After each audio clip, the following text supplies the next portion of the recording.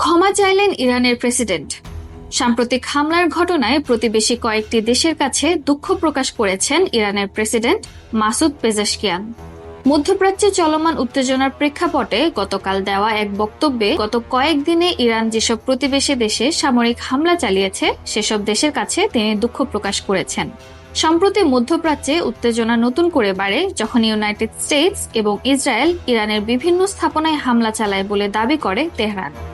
ইরানের কর্মকর্তারা বলছেন এই হামলার মধ্যে একটি ছিল দেশটির খুবই গুরুত্বপূর্ণ পানি শোধন স্থাপনা, যার ফলে আশেপাশের কয়েকটি এলাকায় পানি সরবরাহ ব্যাহত হয়।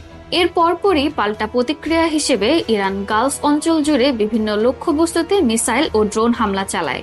এর মধ্যে বাহরাইনের একটি তেল শোধনাগারে হামলার পর আগুন লাগার ঘটনাও সামনে আসে।